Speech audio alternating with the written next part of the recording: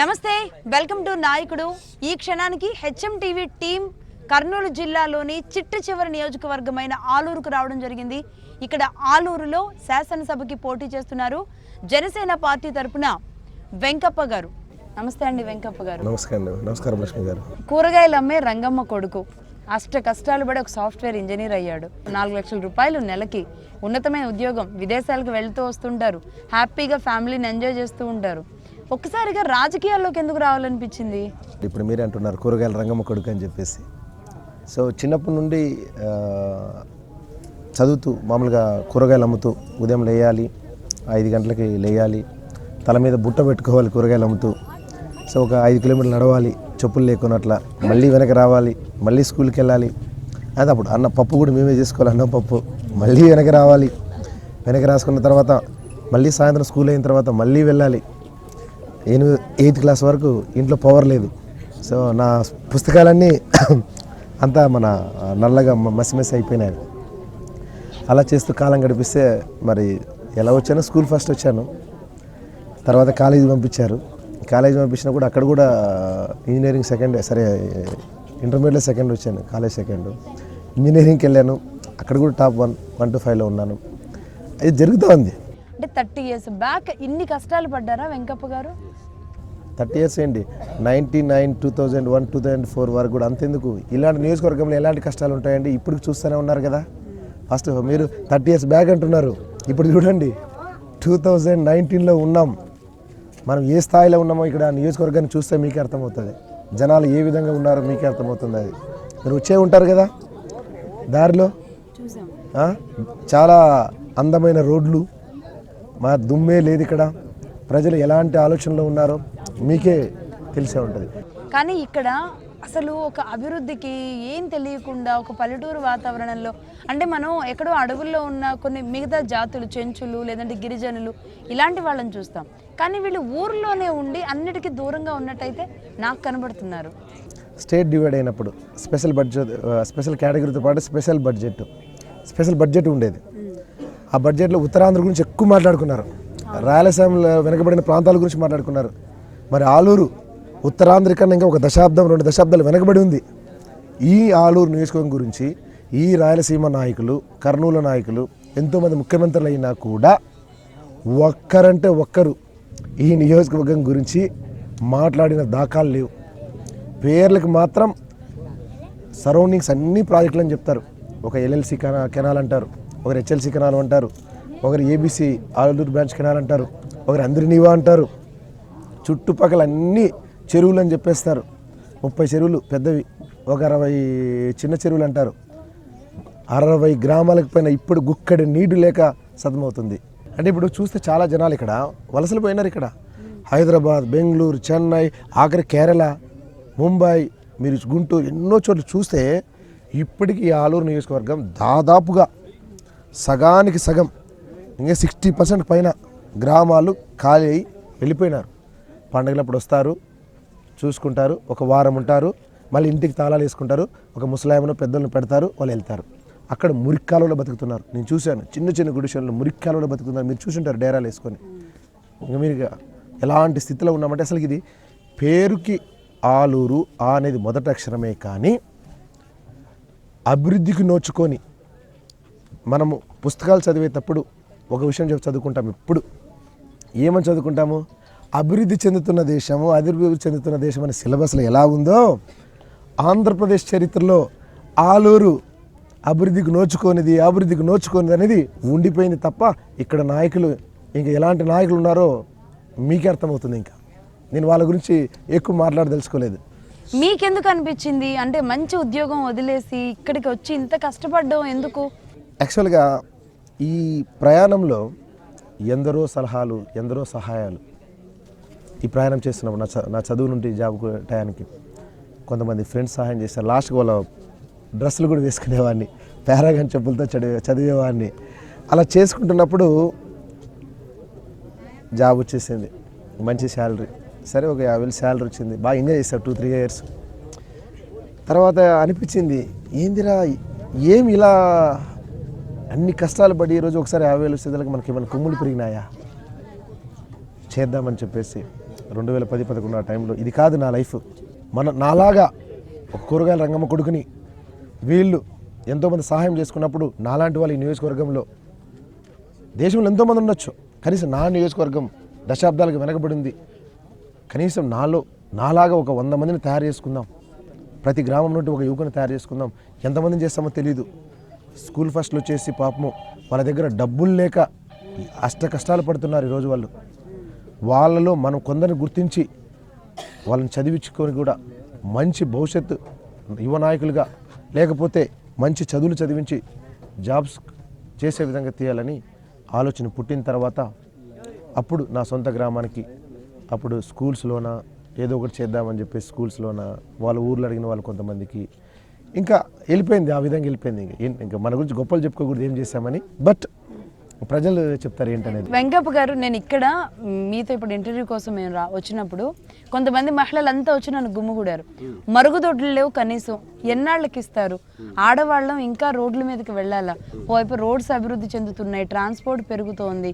నిజంగా అంటే ఒక స్త్రీగా నేను మాట్లాడుతున్నా, ఎంత పెద్ద సమస్య అండి ఒక ఆడది అలా బయటకు వెళ్ళాల్సిన పరిస్థితి. అంటే మీరు ఇంకా రూరల్ ఏరియా గురించి, చెట్ల గురించి మాట్లాడుతున్నారు. ఇదే హొలగుంద మండలంలో ఇది ఒక టౌన్ అని మనం చెప్పుకుంటున్నాం.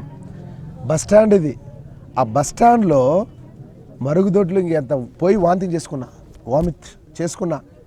ఇంక మరి చుట్టుపక్కల గ్రామాల నుండి వచ్చే మహిళలు అది సిటీ మధ్యన, టౌన్ మధ్యన ఇంక ఎలా వెళ్తారండి? ఇంతవరకైనా మనకు రెస్పాన్స్ అనేది లేదు యాక్చువల్కి. ఇంక చెప్పినా కూడా వాళ్ళకి అర్థం కాదు. ఇంకా నేనేమనగా తెలుసుకోవాలి, ఒక్క హొలగుంద మండలమే కాదు, దాదాపు 166 గ్రామాల్లో 97 మేజర్ గ్రామ పంచాయతీలో 3.5 లక్షల జనాభా, 2,19,000 ఓటర్స్ ఉన్న ఈ నియోజకవర్గంలో ఇంకా మరుగుదొడ్లు కావచ్చు, మరుగుదొడ్లే కాదు, 8 మంది MBBS డాక్టర్స్ అంట, 4 గంటలు అయితే నర్సే డాక్టర్ అవుతుందంట. స్కూల్లో ఒక టీచర్ అంట 50 మందికి ఆయన చెప్తారంట, 1st to 5th క్లాస్ వరకు. ఇంకా రోడ్లు అంటారా, పురిటి నొప్పులతో నిండు గర్భిణి 30-50 కిలోమీటర్లు ప్రయాణించాలా. అసలుకి తలుసుకుంటే వీళ్ళనిగా మన ఏమంటాడు, ఒకప్పుడు మనము ఆ అరణ్యంలో బతుకుతున్నామా, నిజంగా సొసైటీలో ఉన్నామా అనిపిస్తుంది కొన్నిసార్లు. సొసైటీకి చాలా దూరంగా ఉన్నారు ఇక్కడ. ఎందుకంటే ఆంధ్రప్రదేశ్ చదువులు ఒక ఎత్తు అయితే, ఆలూరు నియోజకవర్గంలో డ్రాప్ అవుట్స్ 5th నుండి 10th క్లాస్ వరకు చూసుకుంటే 60% పైన డ్రాప్ అవుట్లు అవుతున్నారు. తర్వాత 10th క్లాస్ తర్వాత పెళ్ళిళ్ళు చేస్తారంట. ప్రతి ఇంటికి వెళ్ళండి ఈరోజు నేను చాలామందిలో 100 గ్రామాల పైన ప్రతి ఇంట్లోనూ ఒక అమ్మాయి ఉంది. అమ్మ ఏం చదువుతున్నావు? 10th class. చదువులు ఏం ఆపేసామంటే ఆర్థిక సంపద లేదు. కొంతమంది మా నాన్న ఆపేయమన్నారు, మా పెళ్లి చేసుకోమన్నారు. మీరు చూస్తే 15 సంవత్సరాలకి పెళ్ళిళ్ళు చేసుకొని 18-25 ఏళ్ళకి 2-3 డెలివరీ చేసుకొని పిల్లల్ని 30 సంవత్సరాలకి ముసలోళ్ళు ఈ పౌష్టికంగా లేరు. నిజంగా చూస్తే చాలా చిన్నగా ఉన్నారు జనాలు. మండుతుంది కడుపు నిజంగా చెప్పాలంటే. అయినా కూడా మన నాయకులకి అభివృద్ధి చేశామని, ఎందుకంటే ఇక్కడ వచ్చిన తలనొప్పి ఏమంటే, అక్కడ చంద్రబాబు నాయుడు పేరు అని చెప్పుకొని, జగన్ గారి పేరు చెప్పుకోనో వీళ్ళు పబ్బం గడిపేస్తున్నారు. కానీ గ్రౌండ్ రియాలిటీ వేరే ఉందండి. వాళ్ళు కూడా ఏం చేస్తారు, ఇంకా 20 కోట్లు 30 కోట్లు ఖర్చు పెట్టండి, కుల రాజకీయాలు చేయండి. నాకేమంటున్నా తెలుసా, ఈయన సేవలు చేస్తే మారుతారా ప్రజలు? ఎలక్షన్ ముందు వాళ్ళకు ఒక బిర్యానీ క్వార్టరు ఒక 500 ఇస్తే మా వెంట తిప్పుకొని వాళ్ళు ఎక్కడ ఓటేమంటే అక్కడ. లిటరేచర్ లేదు, చదువులు లేవు. మరి మీరు ఇస్తున్నారా? నేను చెప్తున్నా కదా, ప్రజల ముందు పబ్లిక్ చెప్పాను ఇప్పుడే, అన్ని ఊర్లో చెప్తున్నా, ఓటుకి డబ్బు ఇచ్చే ప్రసక్తే లేదు, సారా ప్యాకెట్ ఇచ్చే ప్యాకెట్ లేదు, బిర్యానీలు మందులు పోయించే ప్రసక్తే లేదు. నమ్మకం ఉండి ఒక్కసారి ఇక్కడ తన కొడుకు వచ్చాడని, తన తమ్ముడు వచ్చాడు, తన అన్న వచ్చాడని కొని వాళ్ళు నమ్మకం ఉండి కూరగాయల రంగమ్మ కొడుకు ఒక సాఫ్ట్వేర్ ఇంజనీర్కి విద్యార్హత ఉన్నవాడికి వాళ్ళు ఓటేస్తారు. లేదు యథావిధిగా ఈ బానిస బతుకులు చేస్తూ ఊరిలో ఒక పెద్దలుగా ఉంటూ ఒక 10 మందిని చెంచగాలు వేసుకొని సారా తాపుతూ ఊడిగం చేపిస్తారో ప్రజలే నిర్ణయిస్తారు. రైట్, నియోజకవర్గం విషయంకి వద్దాము వెంకప్ప గారు. ఇక్కడ 12 సార్లు ఎన్నికలు జరిగితే దాదాపుగా 9 సార్లు కాంగ్రెస్ పార్టీ అధికారంలో ఉంటూ వచ్చింది. రైట్, ఇప్పుడు మనం మరొక పార్టీని చూస్తున్నాం, సిట్టింగ్ ఎమ్మెల్యే మళ్ళీ ఇప్పుడు ఆయన. ఒక రకంగా 2 పార్టీలు కూడా, పార్టీల జెండాలు వేరు, వ్యక్తులు మాత్రం అదే ఫ్యామిలీస్ నుంచి వచ్చిన వాళ్ళు దిగారు.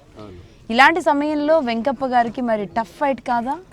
ఇప్పుడు నా దృష్టిలో ఒక్కడితోనే స్టార్ట్ చేయాలనుకున్నాము, స్టార్ట్ చేసాం. ఫస్ట్ ఈ హొలగుంద మండలంలో ఒక్క జన సైనికుడితోనే స్టార్ట్ చేసాం. ఈరోజు ఇప్పుడు చూస్తుంటే దాదాపు 15 గ్రామాలు ఇప్పుడు తిరిగాను ఈ మండలంలో, 24 గ్రామాల్లో. ప్రతి గ్రామంలో యువత 102 అంటే 100 మంది నుండి 500 మంది ఉన్నారు యువత. మహిళలు చేతులెచ్చి నమస్కరించారు. అన్నా ఎంతోమందికి అవకాశం ఇచ్చాం, ఒక్కసారి నీలాంటి అవకాశం ఇస్తే తప్ప చూద్దాం చేద్దామని మహిళలు చెప్తుంటే వాళ్ళు చెప్పే ఒక పక్క బాధలు, ఒక పక్క వాళ్ళు సపోర్ట్ చేస్తామని ఆనందం ఉన్నా ఈ ఎలక్షన్ ముందు ఎలాంటి వాటికి వాళ్ళు బానిసలు అవుతారో బట్ నమ్మకం అయితే ఉంది నాకు. ఎందుకంటే దాదాపు తిరిగిన ప్రతి గ్రామంలో నాకు ఇచ్చిన యువత, మహిళలు ఆ ఇంట్లో తప్పకుండా చదువుకున్న విద్యార్హతలను రావాలి, చదువుకున్న వాళ్ళు రావాలి, మారాలి మన భవిష్యత్తు. ఒక్కసారి ఛాన్స్ ఇద్దాం, అందరికి ఇచ్చాం కదా, వీడు కొత్తోడు కదా, వెంకపాటికి ఇస్తే తప్ప ఒక అవకాశం ఇద్దామని అంటున్నారు. మరి ప్రజలు నిర్ణయాన్ని ఏప్రిల్ 11 పోలింగ్లో మే 23న చూద్దాం. రైట్, అంటే ఒక కసితో కమిట్మెంట్తో అయితే దిగారు. ఎందుకు మరి జనసేన పార్టీ జెండా తీసుకున్నారు? పవన్ కళ్యాణ్ గారిని మా ఫ్రెండ్ ఒకరు కొంతమంది సినిమాలో ఉన్నప్పుడు కూడా అడిగాను. తీసుకున్నప్పుడు ఒరిజినల్గా power star fans, megastar fans అది వేరు. అడిగినప్పుడు నేను ఒక ప్రయోజకుడు అయిన తర్వాత సినిమా ఇంతకుముందులాగా నిలబడలేము కదా, మల్టీప్లెక్స్కి వెళ్ళేవాళ్ళం కదా. అడిగాను, కళ్యాణ్ సార్ ఎలా ఉన్నారు? సరే, వ్యక్తిత్వంలో మాత్రం ఎంతోమంది ఆపదలో ఉండవాలని తన పర్సనల్ ప్రాబ్లమ్స్ లెక్క పెట్టి అప్పులు తెచ్చుకొని చేసిన వ్యక్తి అని చెప్పారు ఎంతోమంది. ఇంచుమించుగా సాధారణంగా మాలాంటి వాళ్ళకి కూడా అలా చేసిన వాళ్ళం, ఎందుకంటే ఆ బాధలు ఉన్నాయి కదా. చాలా ఉంటుంటుంది నా భార్య కూడా, నీకు అవసరమా ఇవని. ఎందుకంటే నా భార్యకు ఒకసారి కొంచెం డబ్బు ఇవ్వడానికి నేను సంకోచిస్తుంటాను. అది ఎవరైనా హాస్పిటల్లో ఉంటే పోను 10,000 తీసుకోండి అంటుంటాం అనమాట. అంటే ఆ బాధలు అనిపిస్తుంది, ఎందుకంటే చూసాం కదా మన విషయం. నేను ఉన్నాను, మా భార్యని మా పిల్లని మేము చూసుకుంటాం, మా అమ్మని మనం చూసుకుంటాం. మా అమ్మ ఇప్పటికంటే ఉంటుంది, ఎరా ఒక్కరు 2000 2,000 ఇవ్వగదరా నువ్వు అంటది. అమ్మ కూరగాయల మీద నేను ఉన్నాను కదమ్మా అంటాను. అది ఎదుటి వాళ్ళకు, హాస్పిటల్లో ఉన్న వాళ్ళకు. రంగమ్మ గారికే కాదు, ఇక్కడ ఉన్న చాలా మంది తల్లులకి కొడుకు అవ్వాలనుకుంటున్నాను. అంతే, అదే నా బాధ్యత.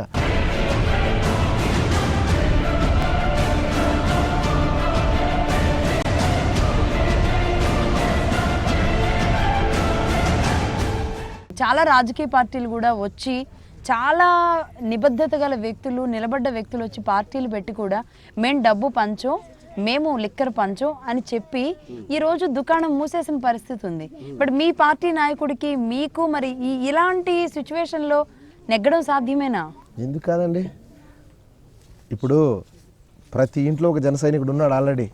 ప్రతి ఇంట్లో జన సైనికుడు ఉన్నాడు, విద్యావంతులు ఉన్నారు, అక్క చెల్లెలు ఉన్నారు. వాళ్ళు మారుస్తారండి.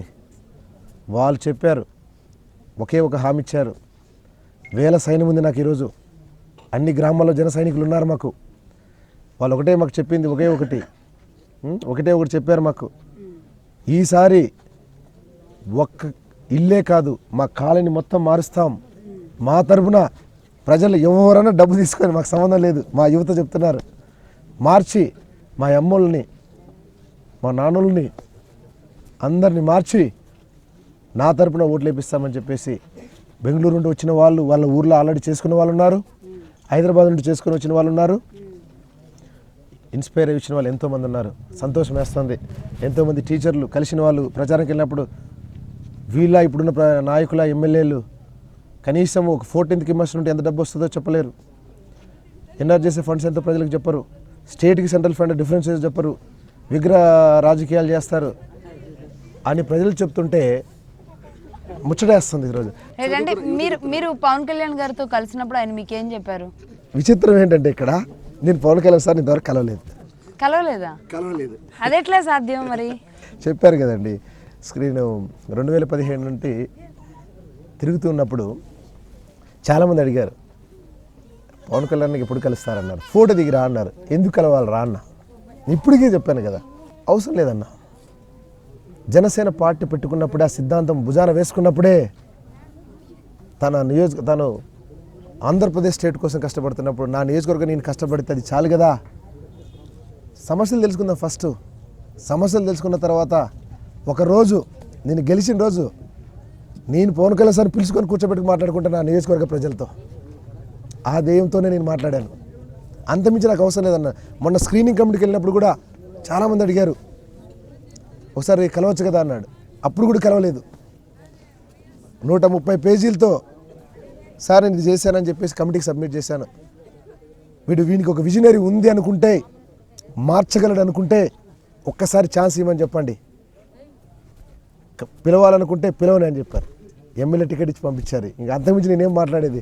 కలవాలా, ఫోటోలు దిగాలా, అవసరం లేదు కదా. కనీసం కలవకుండా ఎమ్మెల్యే సీట్ తెచ్చుకోవడం అనేది ఇదొక రికార్డ్ ఏమో వెంకప్ప గారు. చెప్పారు కదండి, సమస్యలు తీర్చగల దమ్ము ధైర్యం ఉంటే చాలన్నారు కదా. అది చూసే ఈరోజు ఇచ్చారు కదా. పోరాడగల దమ్ము ధైర్యం మాకుంది. పవన్ కళ్యాణ్ లాగా ఆయన నమ్ముతున్నారు. ఎక్స్పెరిమెంట్ రీసెర్చ్ అండ్ R&Dలో పనిచేసిన వాడిని 14 సంవత్సరాల పైనగా మేము చేస్తున్నాం. బట్ సాఫ్ట్వేర్ వేరు, ఇది హార్డ్వేర్. సో వాట్, ప్రతి గ్రామంలో విలేజ్ R&D సృష్టిస్తాం, విజనరీ సెట్ చేస్తాం, ఇన్నోవేటివ్. ఇక్కడ విలేజ్లు ఉంటే డెవలప్ అయితేనే కదా మార్పులు సాధ్యమయ్యేది. టెక్నాలజీ ఇక్కడికి రావాలి. బట్ రాజకీయాల్లో రాజకీయం చేయడం అంటే చాలా కష్టం అంటూ ఉంటారు కదా సంగప్ప గారు. మరి ఎదుర్కోవడానికి సిద్ధంగా ఉన్నారా? అన్నిటికీ దిగి వచ్చామండి. ప్రజలు నిర్ణయిస్తారు కదండి. ప్రజలు అండగా ఉండగా వీళ్ళు ఏం చేస్తారండి? అది చాలదా ఎదుర్కోవడానికి? గట్టిపడే వచ్చాం. కొత్త పార్టీ, కొత్త వ్యక్తి, మీరు మీ నాయకుడు కొత్త వ్యక్తే. మరి ఇక్కడ పాతుకుపోయిన సమస్యలు చాలా కొండంత ఉన్నాయి. మరి వాటిని ఢీకోవడం అంటే అంత ఈజీ కాదు. అవునండి. ఇప్పుడు నేను చెప్పాను కదా, ఇప్పుడు పర్సనల్గా మనకంటూ తెలుగుదేశం వైఎస్ఆర్పీ వాళ్ళతో ఏం కొట్లాటలు ఏం జరగలేదు కదా. ఒకటే నేనేం చెప్తాను, గతం గత నేను వాళ్ళ గురించి ఈరోజు కొట్లాడి విమర్శించి టైం వేస్ట్ చేయదలుచుకోలేదు. ఫ్యూచర్లో ఒక అభివృద్ధిని అందరం కలిసి చేద్దామండి. మీరు గెలిస్తే నేను ఒక చేయి హ్యాండ్ ఇస్తా, లేదు నేను గెలిస్తే మనకు హ్యాండ్ ఇవ్వండి. ఏ పార్టీ అయినా విజనరీ నేను సెట్ చేస్తా అనే నినాదంతో వచ్చిన వాడిని. అయితే మరొక పార్టీ ఆరోపిస్తోంది, టీడీపీ అండ్ జనసేన అలయన్స్ తోనే కొన్ని చోట్ల డమ్మీ క్యాండిడేట్స్ అని, కొన్ని చోట్ల బలమైన క్యాండిడేట్స్ అని, వీళ్ళిద్దరు ఇండైరెక్ట్ అలయన్స్ తోనే నిలబెడుతున్నారు అనేది. చూద్దాం, ఎలక్షన్ ఉందిగా, రిజల్ట్ చూపిస్తుంది కదా. డమ్మినో లేకపోతే దమ్మున్న వాళ్ళ. రంగమ్మ గారి అబ్బాయిగా ఆమె కూరగాయల బుట్టను మోసిన వ్యక్తి చిన్నప్పుడు. బట్ మరి ఇంతమంది తల్లుల సమస్యలు బుట్టలు మోయడం అంటే అంత ఈజీ కాదు. నా బాధ అదే. ఈరోజు ప్రతి గ్రామంలో ఒకటి రావాలి, ఇలా వస్తాడు. ఆల్రెడీ చాలా గ్రామాల నుండి మేము తీసుకున్నాం. ఎంతో గ్రామాల నుండి వాళ్ళు వచ్చి చెప్తున్నారు, దిగుదామన్నారు, రా చేద్దామని చెప్పేసి. ప్రతి గ్రామంలో సైనికుడు ఆల్రెడీ దిగినాడు. వాళ్ళ దారి చేస్తాం. అభిమానాన్ని ఓటు దాకా తీసుకువెళ్ళగలడం కూడా ఒక చాలా పెద్ద టాస్క్. అది ఎలా ఉండబోతోంది? ఇక్కడ కుల సమీకరణాలు ఉంటాయి, మీ వాడు అంటారు, మా వాడు అంటారు. అభిమానం వరకు వచ్చేటప్పటికి అవన్నీ పక్కన పెడతారు. బట్ ఓటుకి వెళ్ళేటప్పటికి మారిపోతాయి. వీటిని ఎలా ఎదుర్కోవాలి? నేను జన సైనికులు అంటే ఇక్కడ అభిమానులు ఒకటే కాదండి. మీరు చెప్పినట్టు ఈ దారిలో చాలామంది మిలిటరీ, ఎక్స్ మిలిటరీ వాళ్ళని కలిశాను, మహిళల్ని కలిశాను, టీచర్ని కలిశాను, పోలీసుల్ని కలిశాను, అగ్రికల్చర్ ఆఫీసర్లు, ఎంతోమందిని కలిశానండి. వాళ్ళు చెప్పే విధానం కొన్ని మీరు చెప్పినట్టు కొన్ని ఇబ్బందులు ఉండొచ్చు. ఎందుకంటే వీళ్ళు అధికార అహంకారంతో అక్రమ కేసులు పెట్టేసి ప్రజలు కూడా భయాందోళనకు గురి చేస్తున్నారు. అది నా దాకా కూడా వచ్చేసింది ఆల్రెడీ. ప్రజలకు ఆల్రెడీ చెప్తున్నారు. కానీ తట్టుకొని నిలబడి కానీ ప్రజల నుండి స్పష్టమైన క్లారిటీ నాకు ఉంది. Very clear picture in the background. నిలబడండి సార్, ఒకసారి చూద్దామని చెప్పేసి నిలబడ్డాం. రైట్. గెలిచిన తర్వాత ఎమ్మెల్యేగా ఏం చేయాలనుకుంటున్నారు? ఒక మొదటి పని అంటే మొదటి పని అండి తాగునీరు సమస్య. యాక్చువల్లీ ఫస్ట్ ఏ ఇంటికి వెళ్ళినా, ఏ గడప వెళ్ళినా తాగునీరు సమస్య.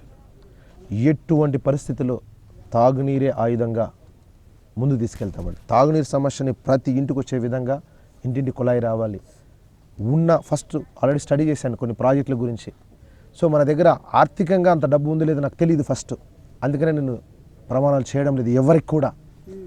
వితిన్ 3 monthsలో ఫస్ట్ సమస్యలన్నీ రాసుకొని మన బడ్జెట్ ఎంతవరకు ఎలిజిబిలిటీ ఉంది, స్టేట్ నుండి సెంట్రల్ నుండి ఎంత తెచ్చుకోవాలి, తెచ్చుకున్న తర్వాత ప్రణాళిక వేసుకొని ఇంప్లిమెంట్ చేసే విధంగా ఒకటి.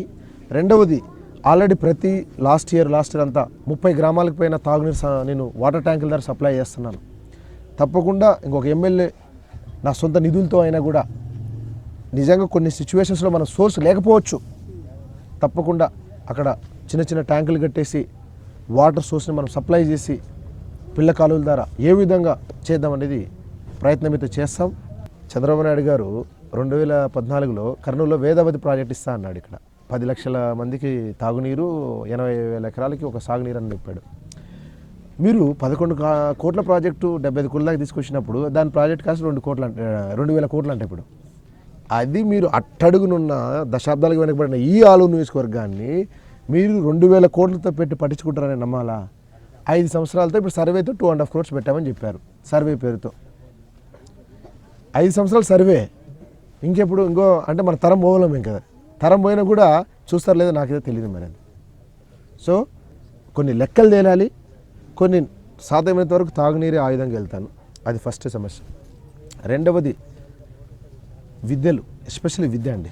ఇక్కడ లిటరేచర్ భయంకరంగా డ్రాప్లు అవుతున్నాయి. మనం గవర్నమెంట్ స్కూల్లోనే ఏదో ఒకటి చేయాలి. తప్పకుండా ప్రభుత్వాలతో పోరాడైనా కానీ విద్యని కంపల్సరీ డ్రాప్అవుట్లు కాకుండా అట్లా మినిమము నా ఫస్ట్ 5 yearsలో ఒక 30% అన్న డ్రాప్అవుట్ని పెంచాలి అనేది నాది ఫస్ట్. 100% ఇప్పుడు చేంజ్ చేయలేను కాబట్టి. రెండవది. మూడవది, ప్రతి 3 నెలలకు ఒకసారి ఆలూరు నియోజకవర్గానికి వచ్చే బడ్జెట్ మొత్తం ట్రాన్స్పరెంట్గా అందరికి చెప్తా. సార్ మనకి ఇంత బడ్జెట్ వచ్చింది. బడ్జెట్ వచ్చిన తర్వాత ప్రతి గ్రామంలో అన్ని కులాల నుండి 11 మందిని తీసుకున్నాం క్రికెట్ జట్లాగా యువకుల్ని. అన్ని సమస్యలు అవ్వకి పింఛన్ ఉందా లేదా ఆ సమస్యలను తీసుకొని ఇంటి పెద్దవాళ్ళు కూడా పిలుస్తారు. సార్ మన పిల్లలు ఏమో ఈ సమస్యలు చెప్తున్నారు, మన దగ్గర ఈరోజు 50 లక్షలు వచ్చింది 14th కిమర్షన్ ద్వారా ఈ గ్రామ పంచాయతీకి, మన దగ్గర నిధులు ఇంతే ఉన్నాయి, ఈ 15 ఇష్యూల్లో మన దగ్గర డబ్బు సరిపోయేది వీటికేనా, మీరు చెప్పండి, ప్రయారిటైజ్ చేసి సాల్వ్ చేసి. అంటే నేను అబద్ధ ప్రమాణాలు చేయకూడదని, మా అన్న వస్తే చేస్తాడు ఇంకోరు వస్తే చేస్తాడు అలాంటివి కాదు. ప్రజల మధ్యన వాళ్ళ యొక్క అంగీకారంతోనే సమస్యల్ని ఉన్న నిధులతో కరెక్ట్గా చెప్తాం. అంతే తప్ప ఉద్దర ప్రమాణాలు అబద్ధ ప్రమాణాలు అయితే నేనైతే చేయలేను కూడా. వెంకప్ప గారు అంటే ఒక విజన్తో ఉన్నారు, ఎవరు లెక్కలు తీర్చడానికో అటు కూడా సిద్ధం చేసుకున్నారు, ప్రణాళికలో వైపు పెట్టుకున్నారు. రైట్, అంటే ఒక స్పష్టమైన అది క్లారిటీ అయితే మీకు కనబడుతోంది. అంటే సిద్ధంగా ఉన్నారా మే 23 తర్వాత వెంకప్ప నేను అనడానికి? చెప్తానండి తప్పకుండా. ప్రజలు కానీ ఒక్కసారి అవకాశం ఇస్తే కూరగాయల రంగం కూడా వెంకప్పనే నేను ఆలూరు సమస్యని అణువణువ తెలిసిన వాడిని, ఆల్రెడీ 100 గ్రామాలపైన తిరిగిన వాడిని, ఎండలకు అలవాటు పడిన వాడిని, ఆలూరు దమ్ము అమరావతి దద్దరిలేలా ఆంధ్రప్రదేశ్ మొత్తం ఆలూరు మాట్లాడుకునే వాళ్ళు చేయకపోతే వీడు రంగమ్మ కొడుకే కాదు వెంకప్పే కాదు, ఇది రాసిపెట్టుకోండి. రైట్ అండి, థ్యాంక్ యూ వెరీ మచ్ అండి. ఇంత ఒక రకంగా నాకు మీతో మాట్లాడుతున్నంతసేపు పవన్ కళ్యాణ్తో ఇంటర్వ్యూ చేస్తున్నానా అనిపిస్తోంది. లేదండి, మాడ్యులేషన్, వాయిస్, ఆ మాటలు, ఆ సమస్యల మీద మాట్లాడే విధానం అదంతా కూడా మీరు ఆయనే గుర్తు చేస్తున్నారు. నేను చెప్పాను కదండి, కళ్యాణ్ సార్ వీడియోలు నేను ఎక్కువ చూడనని. ఎందుకంటే చూస్తే ఎక్కడ మనము ఆల్రెడీ ఒక సిద్ధాంతాలు బలంగా పరుచుకున్నాం, ఆ సిద్ధాంతం పట్టుకున్నప్పుడే ఆటోమేటిక్గా జనాలు ఆటోమేటిక్గా సిద్ధాంతం అలాంటి పవర్ని తీసుకొస్తుందండి. నేను సెల్ఫ్ డబ్బాలు చెప్పుకోలే, మా కళ్యాణ్ సార్ దేవుడు, మా కళ్యాణ్ సార్ గొప్ప అని చెప్పడంలే. ఒక విజనరీతో 25 సంవత్సరాల పిల్లల భవిష్యత్తు కోసం ఒక పార్టీ పెట్టినప్పుడు మన లాంటి వాళ్ళు కూడా చేతులు కట్టుకొని సమర్థులు ఇంట్లో కూర్చుంటే అసమర్థులు పాలిస్తారనే సిద్ధాంతాన్ని మనం వదిలితే ఇంకా మనం వేస్ట్ ఇలాంటి బతుకులు బతికి. అందుకనే ప్రతి ఒక్క యూత్కి నేను ఇదే చెప్పాను, చదువుకున్న వాళ్ళకి అందరికీ, సమర్థులు మీరు ఇంట్లోగా కూర్చుంటారా, అసమర్థులకు ఛాన్స్ ఇస్తారా చెప్పాను. మీరు అవ్వకి పాపము పింఛన్ రావాలంటే దాదాపు 3 నెలలు తిరగాల ఆఫీసుల చుట్టూ. ఈ ప్రయాణాల్లో ఎట్లా వెళ్తారండి మండల ఆఫీసులకి గ్రామాల నుండి? దానికోసం మనకు ప్రతి రోడ్డు ఒక చదువుకునే ఏజెంట్ని పెడతాం, వాళ్ళ ఇంటికే పింఛన్ వస్తుంది. అలాంటివి రావాలి కదండి, చేయాల్సింది. ఇప్పుడు నొప్పులతో 30 కిలోమీటర్లు వెళ్ళాలి నిండు గర్భిణి మెడికల్ చెకప్కి, ఒక అంబులెన్స్లు ఉండవు ఇక్కడ. ఇలా చెప్పుకుంటూ పోతే ఇంక నేను లెక్కలేనని సమస్యలు చెప్తానే ఉండాలి. రైట్ అండి, ఎనీవే ప్రచారంలో అయితే దూసుకుపోతున్నారు. మరి ఇక్కడ జనసేన ఏ విధంగా ఉండబోతోంది ఆలూరులో? మీరు అన్నట్లుగా ఆలూరుని అమరావతిలో మొదటి స్థానంలో నిలబెట్టడానికి మరి ఎలాంటి కృషి చేయబోతున్నారు? ఇక్కడ ఓటర్లు వీళ్ళంతా మరి ఏ పార్టీ వైపు చూస్తారో చూద్దామండి. Anyway thank you very much అండి వెంకప్ప గారు. థ్యాంక్ యూ లక్ష్మి గారు. చూద్దాం, లెట్స్ సీ ఆఫ్టర్. అసెంబ్లీలో గెలుస్తానా బయట గెలుస్తానా అనేది అన్నిటికి సిద్ధపడే వచ్చాం, గెలిపోయిన ఓటమైనా రెండింటికి సిద్ధపడే వచ్చాం. బట్ విజనరీ మాత్రం సెట్ చేద్దాం. ఓకేనా? థ్యాంక్ యూ అండి. చూసాం కదా, వెంకప్ప గారు ఒక్కటే చెప్తున్నారు, చిన్నప్పటి నుంచి ప్రతి పరీక్షలో కూడా ఫస్ట్ మార్కులతో పాస్ అయ్యాను, ఫస్ట్ ఉన్నాను, ఉద్యోగం లక్షలు ఇచ్చి పెడుతోంది, అయినా సరే అన్నింటినీ వదిలిపెట్టి అమ్మ పడ్డ కష్టం ఇక్కడ ఏ అమ్మ కూడా పడకూడదనే సంకల్పంతో ఇక్కడ మరి నియోజకవర్గంలో దిగాం. అణువణువున ఆలూరు సమస్యలు తెలిసిన వాడిని, ఒక్కసారి అవకాశం ఇస్తే ఆలూరుని ఏ స్థానంలో నిలబెడతానో చూపిస్తానని కాన్ఫిడెంట్తో చెప్తున్నారు వెంకప్ప గారు.